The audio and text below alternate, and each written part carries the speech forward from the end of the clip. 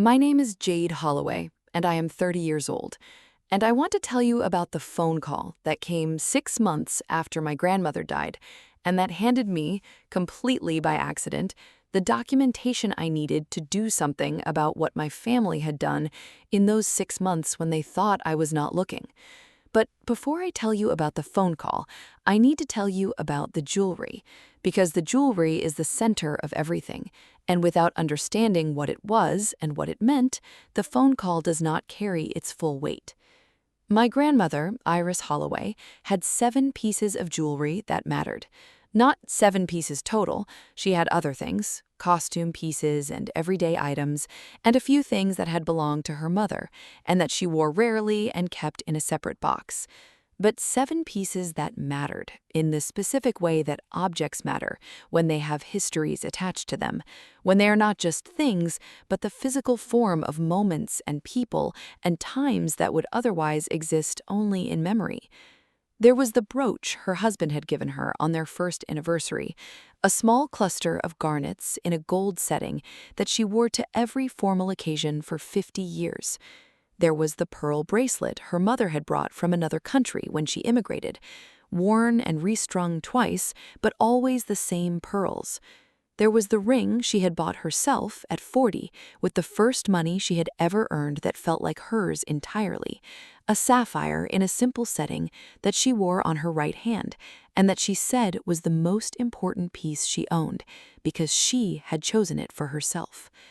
There were 4 more pieces, each one specific, each one with a story I knew completely because my grandmother had told me the stories across 30 years of Sunday afternoons in her kitchen while I helped her cook, and she talked the way she always talked, precisely and with detail, and with the particular warmth of a woman who understood that stories were how things were kept alive. She told me those stories because she intended me to keep them alive after her. She said the jewelry was mine. She said it clearly and specifically. She said it at her kitchen table with the directness of a woman who has decided something and is communicating it as fact rather than wish. My family was present for some of those conversations. They nodded. They said, of course. Before I tell you what they did with that of course, please hit like and subscribe. Drop your city in the comments. I'd love knowing where you are. Now let me tell you about the 6 months. My grandmother died in April. She was 83, and she had been declining for 2 years in the slow way that decline works when it is not a single event, but a gradual reduction of the person you knew, until one morning the reduction is complete. I was with her in the last weeks. I drove 3 hours every weekend and stayed from Friday evening to Sunday night and sat with her and talked when she wanted to talk and was quiet when she needed quiet and held her hand in the specific way she liked, her hand over mine rather than mine over hers, which was a preference she had expressed once and which I had remembered and honored every time after that. My mother and my aunt, my grandmother's daughters, were present in the final weeks too, managing in their way, which was practical and efficient and somewhat removed from the emotional texture of what was happening in a way I had long understood as how they processed difficulty, rather than indifference to it. My grandmother died on a Tuesday morning.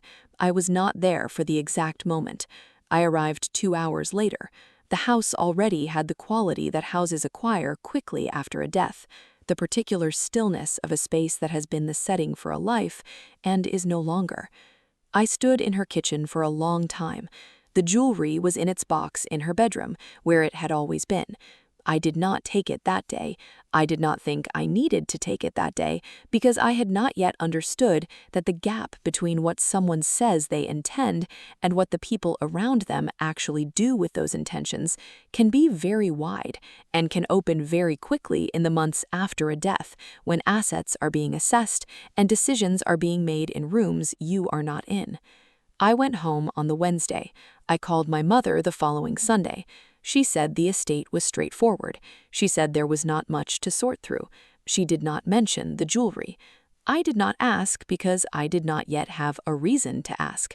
I had 30 years of my grandmother's voice telling me clearly what was mine, and I had not yet learned that a voice, however clear, requires documentation to become anything more than a memory that other people can choose not to share. The phone call came on a Thursday morning in October, 6 months after the funeral. I was at my desk at work when my personal phone rang with a number I did not recognize. I answered because I always answer unknown numbers on the first call, a habit from years of freelance work where missed calls meant missed opportunities. The woman on the other end introduced herself as Patricia Osei, an antique jewelry buyer who operated a small specialist dealership in the city. She said she was calling because she had recently purchased a collection of pieces and was having some difficulty completing the provenance documentation and had found my name and contact details in the original paperwork that accompanied several of the items. She said the paperwork appeared to be personal documentation belonging to the previous owner, and that my name appeared on what looked like a handwritten note attached to one of the pieces. I said, "Can you describe the pieces to me?" She said, "Of course," and she began. The brooch first. Garnet cluster, gold setting, small repair on the clasp on the reverse side. I said, "Anniversary gift, 1962, repaired in 1989 at a jeweler on Morrison Street whose name is stamped on the inside of the clasp." She went quiet for a moment. She said, "That is correct." She described the bracelet next. I told her the pearls had been restrung twice and that the original clasp had been replaced with a modern one in the 1980s, but that the pearls themselves were original and had come from overseas. She went quiet again. She went through all 7 pieces. I named each one before she finished describing it. I knew the weight of each one, the specific imperfections, the repairs, the histories. By the time she finished the 7th piece, she was very quiet in the particular way of a person who has understood that the situation they are in is significantly different from the one they thought they were in when they made the call. She said, "How do you know these pieces so well?" I said, "My grandmother told me their stories for 30 years. She said, "Are these pieces yours?" I said, "They were promised to me." I said, "I did not know they had been sold." There was a silence. Then she said, "I think we need to talk properly." I said, "I think so too." I said, "I would like to ask you one question first." She said, "Of course." I said, "How much did you pay for them?" She told me. I wrote the number down. I thanked her, and I said I would call her back within 24 hours, and I hung up. And I sat at my desk, and I looked at the number I had written, and I thought about 6 months of my family saying the estate was straightforward and not mentioning the jewelry, and I understood now why they had not mentioned it. I opened a new document. I started writing down everything Patricia had told me, the pieces, the descriptions, the amount, the date of the sale, which she had mentioned in passing, which was 3 months after the funeral. I wrote it all down. Then I called my solicitor. My solicitor was a woman named Grace Otto, who I had used twice before for contract work, and who had the direct, precise manner of someone who absorbs information quickly and responds to it practically rather than emotionally. I told her everything in 12 minutes. She listened without interrupting. When I finished, she said, "I want to ask you a few things." She asked whether my grandmother had left a formal will. I said yes, and that the will had been generic and had not specifically itemized the jewelry, which I had not known at the time, and which I understood now was the gap my family had exploited. She asked whether I had any documentation of my grandmother's stated intention to leave the jewelry to me. I said I had no written documentation, but that several conversations had taken place in front of family members who were present and who had not objected. She said, "The absence of written documentation is the central problem for any formal legal claim." She said, "However, the sale of estate assets that were specifically promised to a beneficiary, even without formal documentation, can in some jurisdictions give rise to a claim, particularly if the proceeds were not distributed as part of the estate." She said, "What I would recommend is a formal letter to your mother and your aunt requesting a full accounting of all estate assets sold since your grandmother's death and the distribution of the proceeds." She said, "The buyer's confirmation of the sale price and the date is documentation you have that they do not know you have." I said, "Patricia also told me she would be willing to provide a written statement of the purchase details if asked." Grace said, "Get that statement." I called Patricia back that afternoon. She provided the written statement within 2 days.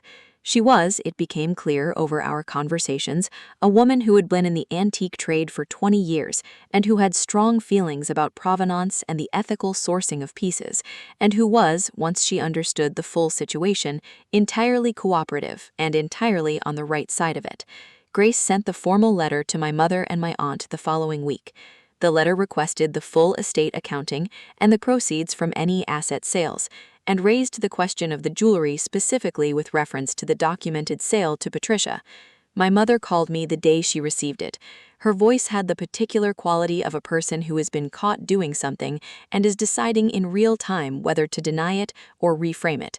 She chose reframe. She said, "Jade, we thought you would want us to handle the estate practically." She said, "The jewelry needed to be assessed, and we thought selling was the most sensible option." I said, "Mom, Grandma told me those pieces were mine, in front of you, more than once." She said, "These things are complicated after someone dies." I said, "They were not complicated when she was saying them, they are only complicated now that the money has moved." She did not have an answer to that.